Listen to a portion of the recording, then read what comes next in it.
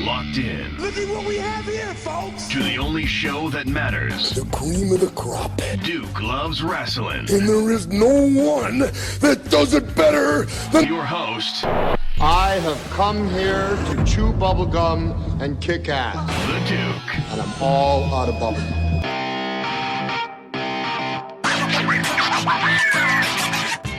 Hi, this is Earl Oliver from Sully's Vintage Wrestling. This is Raj Giri with WrestlingInc.com. This is Sean Reed, boxing writer and undercover low-key wrestling fan, and you're listening to Duke Loves Wrestling. Woo!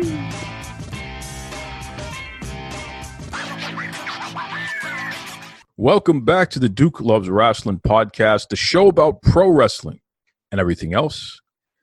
Hope everyone is doing all right out there, and I can tell you right now, it is hot. Oh, my God, it's hot. I say it all the time. I'm a winter baby. All right, my birthday's in December. I was born during a snowstorm. When the temperature gets past, say, 71, 72 degrees, it just becomes a problem for me. And on a day like today, when here in sunny Boston, Massachusetts, where we're knocking on the door of 90 degrees, oh, my God. Whew. Need some help over here. Somebody get me a popsicle or something, please. Like Richie's. You ever had Richie's slush? Do you folks out there know about Richie's slush? It's originally from the Boston area, and it is the best slush around. I'm telling you, you got to go find it. Italian ice, whatever you want to call it. I call it a slush. It's delicious. That's right. That's right. You know, folks, on today's show, I have a special guest returning, and somebody who not only is just a real special person because of, you know, his journey through life that he's documented on the show through the years, his walk with God. He's a person who has put his life on the line for the United States of America, and just overall, just a really, really good person. So I'm always excited when I get a chance to touch base with this guy and talk about wrestling and life and everything else in between. So let me not even belabor the point. Without further ado, welcome back to the Duke Loves Wrestling podcast. The man who is known as second to none, my man, Mr. Dejuan O'Neal. What's going on there, brother? What's going on, man? Hey, listen, that intro had me looking around for someone else. Had me hype. I'm believing to hype myself. I'm like, oh man, who's this guy? I can't wait to hear this. What's going on, Duke? It's been too long. I know it's been way too long, and I know that you had so many things going on in life that you had to take care of business out there, and I appreciate you for it. So, but definitely welcome back. You know, it's funny too. It's funny that you say that because I hear that all the time.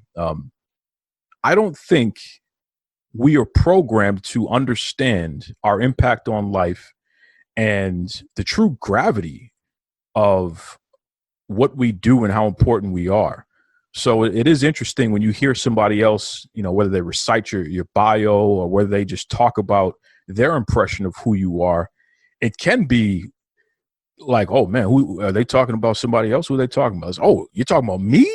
So I get it. I get it 100%, bro.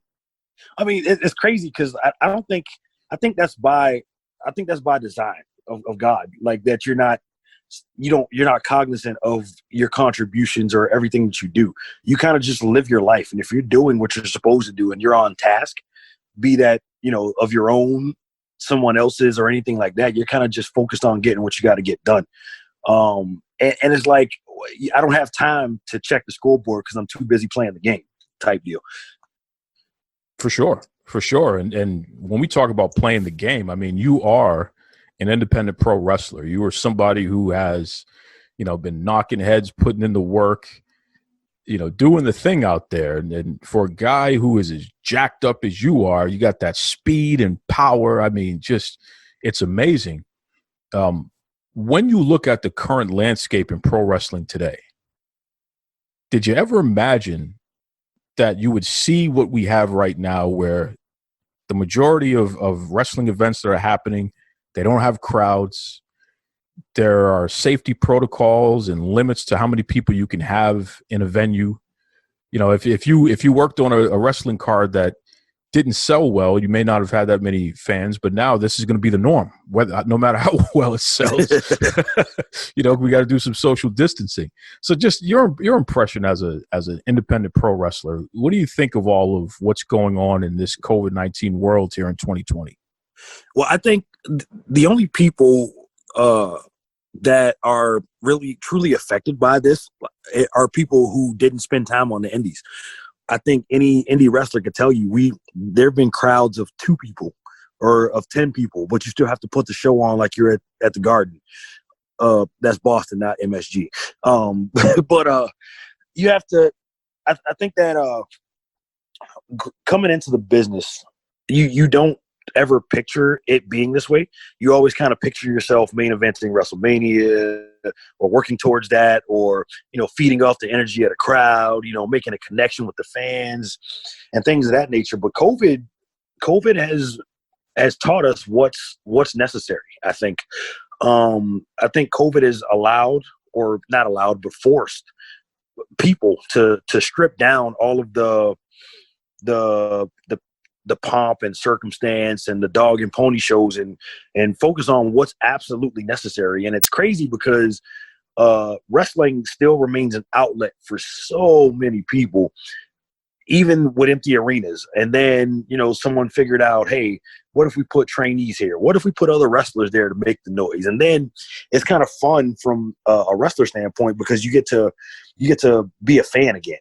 I don't have to worry about working this match. I can just enjoy the ups and downs. And I don't want to hear you talking about it back there. I'm just going to go out there and enjoy it. So I feel like the industry in itself may take a huge dip in bottom lines, but I think that the fundamentals of pro wrestling in terms of making a connection with people, it's forced we wrestlers to step our games up because there's no crowd to feed off of. So as I'm watching it through a screen, I don't know what I'm quote unquote supposed to be feeling, if that makes any sense. No, that makes perfect sense. And you're absolutely right. It's like you said, the folks who did not have to go through the indies, they may not be used to this. They're so dependent on these large crowds at these arenas and what have you, that they're still trying to play to a large crowd as opposed to focusing on the camera. The crowd is through that little screen there as opposed to in the building. And it looks kind of silly at times. I got to be honest with you. As somebody who watches it on TV, it looks silly to see people waving at the crowd that doesn't exist. So that's something crazy. Dejuan, you're somebody who you've worked all over the country. You have paid your dues in indie wrestling, and you've met a lot of folks, a lot of big names, a lot of smaller names. The consensus is that you're a good guy. That's the main idea. What do you think of this Me Too stuff and everything that has gone on with speaking out? You're noticing folks are talking about some of the negative aspects that have gone on within the pro wrestling industry for years, sexual harassment and bullying and all these things all rolled up into one. From a general standpoint, what's your take on this appetite to put it all on the table and openly discuss it? My initial reaction, bravo. This is needed to be done for a long time. I feel like, but it comes with it's like a slippery slope or a double-edged sword, right? So you put it all out there, and I think that everyone has the right to be heard. I believe that 100%. Everyone has the right to be heard, and everyone should be able to raise a flag and at least have their claims investigated or substantiated, validated, whatever you want to call it. But no one should have to go anywhere, especially if I can trust my life to you inside of a ring, then I should be able to trust you to not, grope me inside of a locker room. If I can trust you to drop me on my head safely, I shouldn't have to worry about, having a couple beers after a show with you and you trying to take me home, or you trading favors for spots, or, me getting preferential treatment because I have, a nice, nice assets. And so I like it from this standpoint. But I kind of feel like this can be dangerous. Not and don't get me wrong, I am not victim shaming or anything like that. I stand with those people. I have close friends who've been affected by it, who have been victims. I just feel like it's a slippery slope to go down. So we should victims. If you're a victim, speak out 100%. But I feel like that we as a whole should tread lightly, like down this path, and everything deserves a proper and thorough investigation to be fair to everyone, if that makes any sense. No, it makes sense. And especially coming from you. I mean, you are a veteran and you're somebody who, you clearly have sworn your allegiance to upholding the Constitution. Everyone is innocent until proven guilty and all that great stuff there. So I understand what you're saying there. And yes, I mean, we've had conversations. You are close friends with a lot of the, victims. I prefer to use the word survivors who have put things out there. And so I know that who's who and what's what and what have you. And you've actually have spoken out through the years about negative things that you've seen and stuff that you won't tolerate and what have you. So, we get that. Yeah. You have to have a code. And principles like should guide you, and they shouldn't waver. That doesn't mean go into like every locker room and be like a stubborn, jackass. But at the same time, like your principles shouldn't be compromised. And I think that we're coming to a point where wrestling is finally living up to the image that it wants to portray in front of the curtain, behind the curtain. We go out in front of the curtain and we present this larger than life, my life is perfect image to people, and we play these characters that are larger than life and that are strong and that are empowering and things of that nature. But behind the curtain, it's been toxic, and I don't think this is a secret. I don't think that I'm revealing anything new to anybody. It's been toxic, and now there's this huge movement to clean up pro wrestling, be it indies, the televised feds, and things of that nature. So I think it's honestly about time, and it's about time that people are held accountable to their words and for their actions. Doesn't matter what or how talented you are. Dejuan, we have seen over the past couple of weeks some great wrestling going on television between WWE, NXT, and also AEW. I mean, you have Fyter Fest, you have the Great American Bash. But I want to challenge you on something and challenge your thinking on something. Okay. I got to go there. Yeah. I'm that guy. In my opinion, I see a tale of two concepts. On one hand, I see the WWE, which as a larger corporation, a larger company that's been around, storied history, they have a history of systemic racism, some overt, some not so overt. But when you take a look at who their top promoted champions and competitors are, rarely are they Black individuals in particular through the years.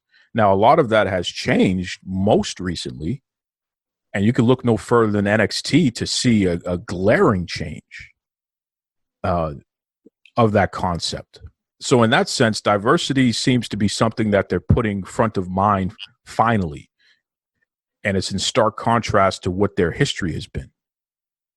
On the other side, I see AEW, a company that's still pretty young, is only a couple years old.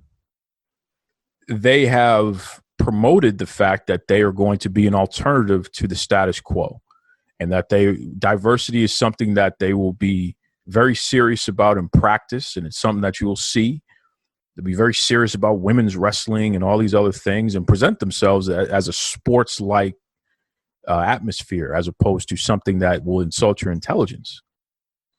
But in execution, and we can look no further than Fyter Fest to see it, there's very little diversity. There's very little of any of the things that they have marketed themselves to be.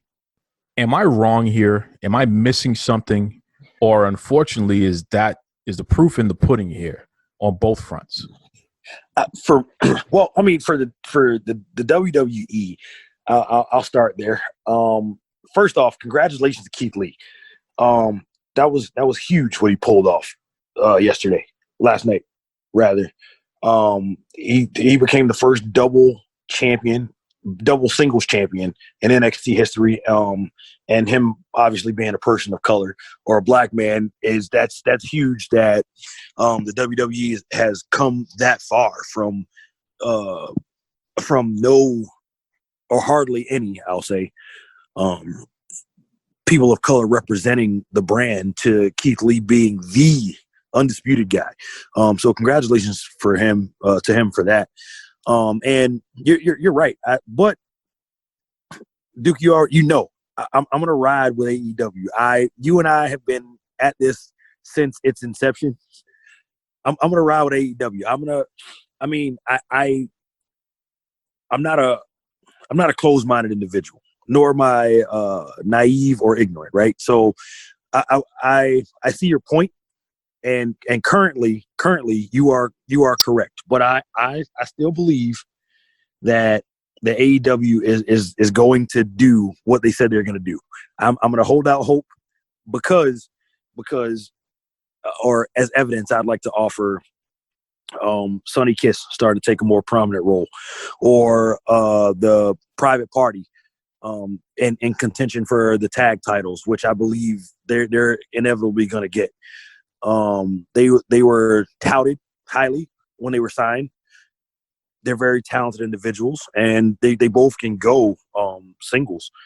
Sonny Kiss again coming up with with the Joey Janela storyline. And I believe like their women's division. I mean, like Nyla Rose, they signed her. I just think they need more time. I think the WWE has been around since, at least all of my life. They've been around, so they've had 30 plus years at least to figure everything out and how to go and how to make money. And they've been through waves and scandal and epidemics, not necessarily pandemics, but they've dealt with some stuff.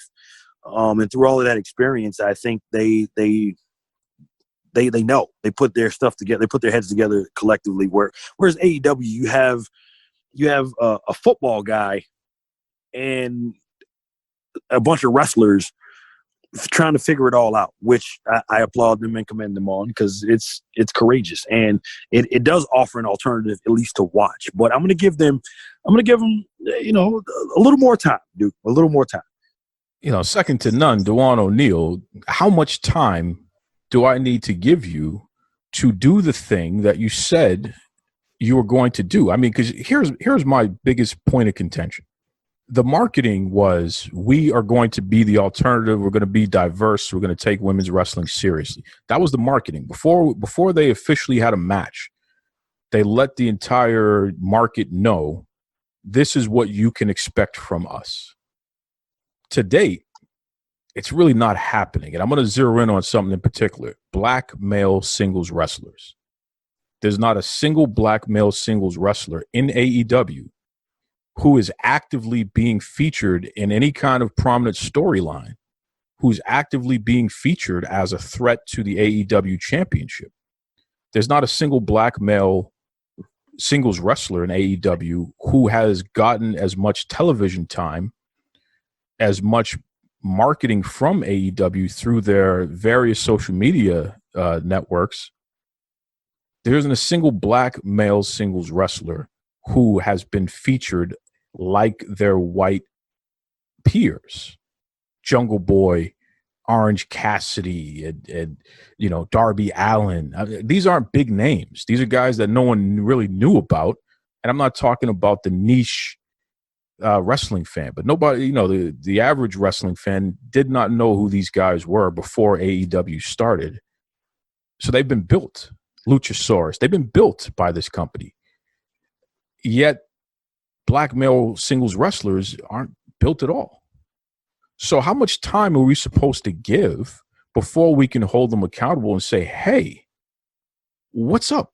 You're still not doing this thing that you said you were going to be doing. What's up? You don't you don't think that Scorpio Sky is being moved in position to do that? Scorpio Sky at this very exact moment has had less television singles matches than his partner in SCU, Christopher Daniels. And he's not in an active storyline or feud with any one in particular individual that's featured on Dynamite on a weekly or even bi-weekly basis. Yeah, but they just moved him into like the quote unquote singles division, right? I mean, and this is, but isn't that my point? No. What I'm saying is, that's my point. They're moving towards it, right? Scorpio Sky is going to focus on the singles, and Christopher Daniels and Kazarian are going to do the tag thing, right? And this was announced, put over the via commentary about maybe 2 or 3 weeks ago, maybe. And ever since that happened, Scorpio Sky has been undefeated. He's had sustainable non-squash matches, giving him like the TV time. He's got like the individual music. Like I feel like he's on the way. But other than that, like, who do you have? Who do you have on the roster? Which, I mean, that speaks to your point. I get it. But like, I'm just saying, I just think, and not to mention, like, yes, I'm going to play this card, COVID. But the coronavirus, I mean, it slowed like a lot of things down, man. And I feel like a lot of the filler, so to speak, is being broadcast via Being the Elite and AEW Dark. But you have 18 months and counting. You need more than 18 months to actually deliver on this quote unquote diversity that you touted before your first event. So again, how much time do I need to give you before you actually do? Because here's the thing, they're in complete control over how many black male singles wrestlers that they feature, that they give as much TV time as their white peers and what have you. They're in complete control over how many women's matches they feature on television on a weekly basis, which for some reason they can't seem to feature more than one on a consistent basis on Dynamite. I mean, again, it's a very bizarre thing to see when this is the number one hook that you used in order to generate mass media interest. Because this is the other thing. They've gotten a lot of press about being this diverse company and all this other stuff, yet there's no equity within their diversity. Yeah, I'll say yet. I'll give them like another 6 months before I write the book or close the book on them. But I feel like, I mean, you know this. There's a difference between idea, conjecture, and practicality. You start to brainstorm. You're like, hey, this is going to be this mass phenomenal thing. And then you realize, hey, wait a minute, this is going to be harder than I thought it was going to be. And not to mention, I mean, in 18 months, they've gone from, 2 single shot events to like nationally televised weekly, and even more so on YouTube. So like, I'm going to give them, about 6 more months, 8 more months. And then we'll see. We can revisit this then. Second to none, Dejuan O'Neal, you are the eternal optimist, so I appreciate you. You're always looking on the bright side of things. The glass is definitely half full. It's never half empty for you. So I appreciate your line of thinking on this. Let's take it back to last night, night 2 of both Fyter Fest and Great American Bash, and the tale of 2 main events. So at Fyter Fest, you had Chris Jericho taking on Orange Cassidy, which was more of a personal conflict type of match. There was no championship or anything up for grabs per se. It was just 2 people that have an issue with each other, a feud that's been built, right? Well, yeah. But wasn't that the original main event for that was supposed to be Moxley and Brian Cage, I think, right? And then something happened with Moxley where he had to pull out until like next week. Yes, Moxley, he is under a quarantine because of COVID-19 concerns. His wife has contracted COVID-19. Renee Young, and my best to the whole family there. Hope everyone's doing well. But yes, so in place of the main event, right, your number one match for the entire special event, Fighter Fest, is a match between two individuals with nothing at stake other than a personal conflict. Okay. So on the other channel, you have Keith Lee, the guy who was already the United States champion, and he's taking on the NXT World Champion, right? He's North American champion, right? North American champion, excuse me, and he's taking on the NXT heavyweight champion, right? Yep. Adam Cole, baby, a person of color in the main event for a championship during a special event. And the week before that, you had Sasha Banks taking on Io Shirai, two women of color in the main event. So it goes to question.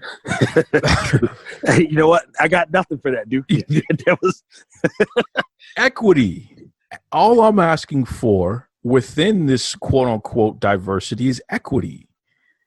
And when you can't even put people of color for your top titles and in your main event and give them storylines, so where they're developed and built and there's a story being told, this person is a threat to the main prize in the company, what am I supposed to think other than you're not delivering on what you're marketing? I mean, yeah. I mean, but you're smarter than the average bear, though, Duke. So, like, I don't know. I feel like it's too. They're still too early in the game to be this harsh. I think. I mean, there's no denying facts are facts, right? And for the record, Adam Cole and Keith Lee put on one hell of a main event. But the Jericho and Orange Cassidy match was not bad either. And it's kind of one of those things where like what do you do? And it's like you're damned if you do and damned if you don't, because if you're down in Jacksonville, Florida, and who would you put and who would you have put on the current AEW roster? What would you have made that main event? The tag team match that was on the same card for the tag team championships. Yeah. Yeah. I mean, this is not rocket science here. And again, first of all, you're not billionaire Tony, okay? And you're not Cody. You can't call himself Cody Rhodes because he doesn't own the intellectual property WWE does. You're neither one of those folks. You don't work for AEW, which is a shame and a crime, because here you are, a black male singles wrestler who is just incredible and someone that is highly touted on the indie scene. I don't understand how a guy like you is not featured on you should be beating up Cody Rhodes right now for the TNT championship, as far as I'm concerned. You should literally be, making them bleed, sweat, and pay the price of a wrestling lifetime. Book it. You know what I'm saying? Book it, Cody. You said, you like open challenges. Let's build this. But again, it's not rocket science to get closer to where we need to be on these issues. I mean, NXT somehow, some way, they featured multiple women's matches more often than not on a weekly basis. AEW Dynamite, you get one women's match if you even get one, and that's it. That's the end of it. We give you one. And we can't say they don't have enough women on the roster to develop and to deliver multiple women's matches on a weekly basis. Of course they do, because you'll see it on Dark.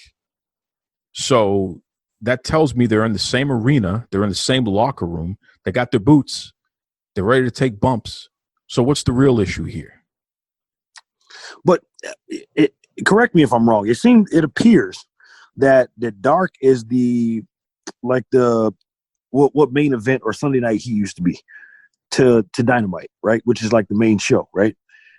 Yeah, it is. It is the lesser thing. Yes. No, well, I mean, I don't want to. That's what it is. Okay. It's what it is. All right, you got me. Yeah, you got me. Your number one show. You got 2 hours. I mean, Jesus, when you look at NWA Power, they could even put on multiple women's matches more often than not, and that was a 45-minute show. Oh, you know what? Touche, Duke. I will wave the white towel right here. Yeah, yeah. You know what? I got nothing.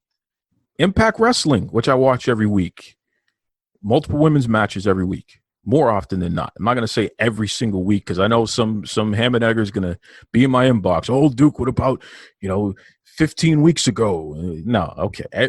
Most weeks there are multiple women's matches. And Impact, I mean, Jesus, their world champion was a woman. So they've already shown their dedication to that. And they have people of color in prominent feuds and challenging for the championship. And I mean, you look at a guy like Moose, where here's a guy that at any point he's ready to be plugged in. So it's an interesting. I don't understand why this self-inflicted avoidance of equitable diversity continues to go on in that company. And I call them out all the time. And to your credit, Dejuan O'Neal, you've spoken to me about it and told me to cut it out and stop picking on them because at times maybe I'm not being balanced in my criticism. And I accept that from you. I mean, you tell me the truth all the time, so I get it if I'm going too far. But there is something there. There's some smoke there. I don't know. Maybe there may not be fire. I haven't been inside the building yet, but there's definitely some smoke there. I agree with you. I let's be clear here. I'm a huge advocate, obviously, of like diversity, and that means more opportunities for people that look like me, right? So, but I don't know, man. I'm not sure what. It's hard for me to speak on or criticize without knowing what the actual plan is, kind of deal. And be that military training, call it me being calculated. Like I'm not sure what the reason is behind my method of thinking behind that, but I don't know what the master plan is. So it's hard for me to say, hey, there's not happening right now, because it could be on the way and no one knows. So let me ask you this. Are you available if you got a call today that says, hey, listen, we need you next week. We want you to be in a feud with Cody Rhodes. We want you to be in a feud with the AEW champion Jon Moxley once he's all clear, of course. Second to none, you are a black male singles wrestler. You are well-trained. You are a military veteran. You are a family man. You're a person who doesn't have any issues in the locker rooms or what have you. Literally everything that we need in a pro wrestler. Would you make yourself available to be in a spot like that? Absolutely.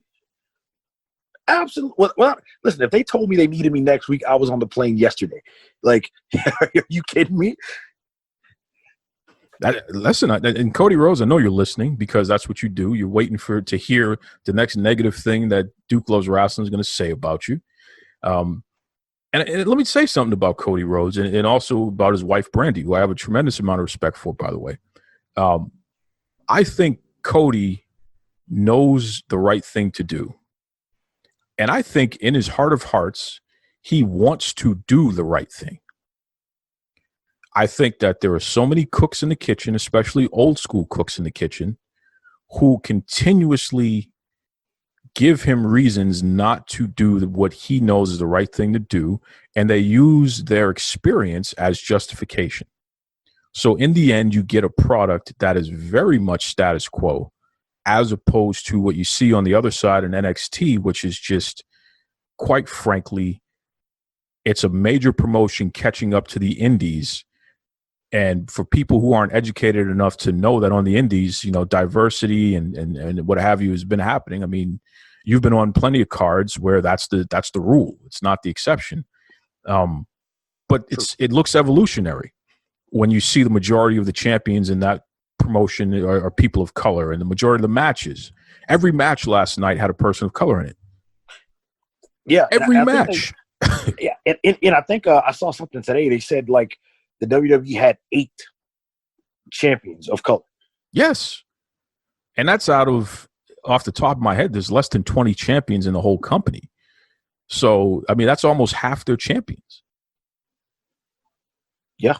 There's something to be said about that. And the WWE, listen, I will forever call them out for their history of systemic racism, their history of sexism. I will call them out till the cows come home on that.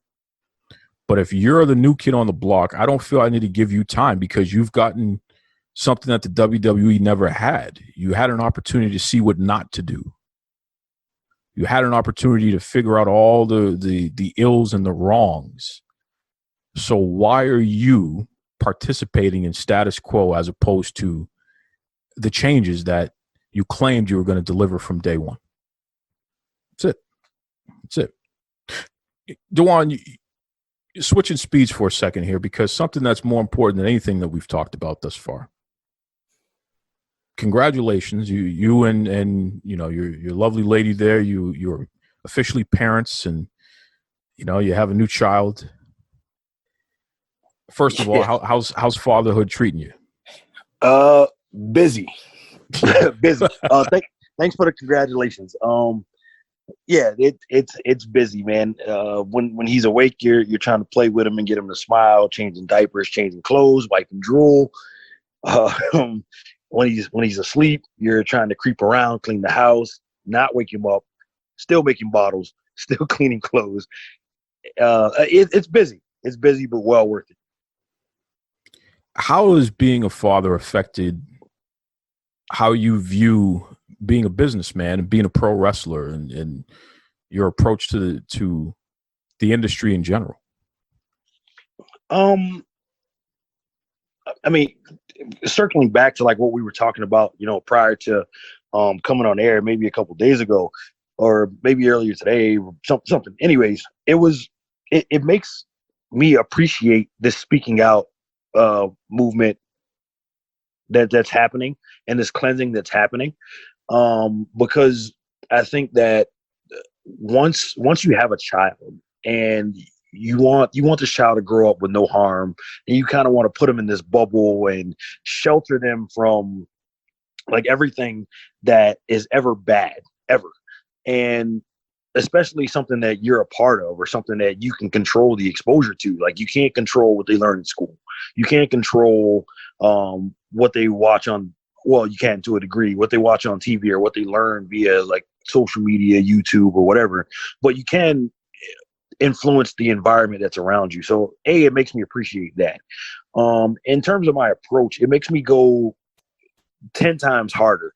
Once like COVID clears and things of that nature, you're going to see me 120 times turned up from what I was. Like the fire that I have in me to succeed and be on a world stage and to make money and to leave a legacy for this kid, man, it's going to make my previous approach look lackadaisical, for lack of a better like phrase to use. But it lights a fire under you like no other, because you know when he's of age to watch wrestling, like I probably won't be able to physically do what I'm able to do now. Like I may still be around the game, maybe I won't be, but you want to put on tape now and record now and make him proud now. So when he's 12, 13, 14, 15 years old, he can walk down the street and be like, hey, your dad was the man.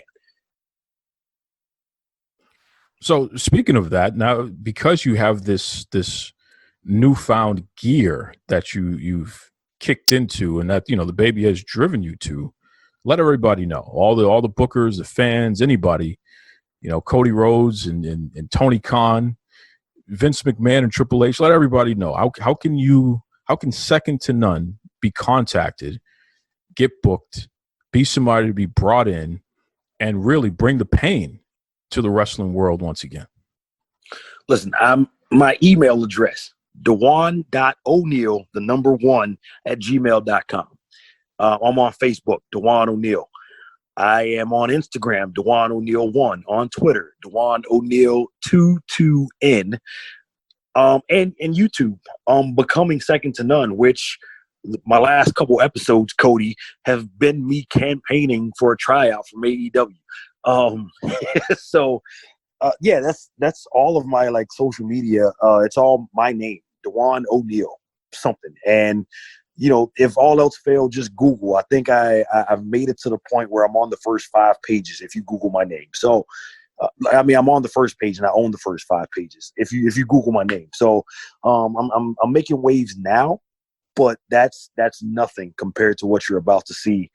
Even if COVID does not open back up, or fully open everything back up, you're about to see more of me. The market's about to be flooded with second to none. Spell that out for everybody, please. Your full name there. That is DejuanOneal. He is second to none, Dejuan O'Neal. Listen, before I let you go, brother, the ultimate last man standing match. Second to none, Dejuan O'Neal versus Baby O'Neal. What's the finish? The finish is Baby cries until I get tired, and then he jumps on me and applies a sleeper hold. That's it. The party's over. I want to thank second to none, Dejuan O'Neal. Just fantastic conversation.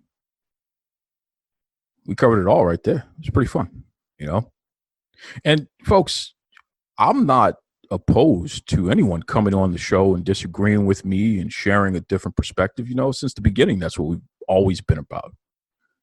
But understand that my messaging is the same. Somebody said that to me the other day. Is, oh, Duke, you've been saying this all along. And it's like, yeah, it's pretty consistent, right? So what does that tell you? It's not a gimmick. It's not, it's not something that I'm doing just to get attention. It legitimately, we can't live today claiming that we care about Black Lives Matter and diversity and all this other stuff, and then we allow companies to claim diversity, and yet there's no equity to back up their claims. And that's my big issue with anybody, right? I call WWE out anytime we have a 3-hour show like Raw or a 2-hour show like SmackDown, and they have 1 or less women's matches. That is unacceptable. I call that out every time. But I also call it out when they're showing women in prominent roles and there are multiple women's matches and main events and things of that nature. Same thing with people of color. Same thing, right? So AEW is not being treated any differently than Impact or NWA, WOW Superheroes, WWE, Ignite Wrestling, Go Wrestle. We can name all the promotions that I cover on this show. They're not being treated any differently. Middle Kingdom Wrestling in China. Can you imagine Middle Kingdom Wrestling in China is more diverse than AEW?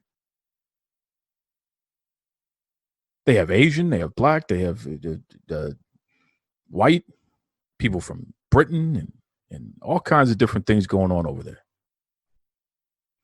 And if you look at their list of champions through the years and you see diversity in that, it's amazing. And I'm talking about the top championship. So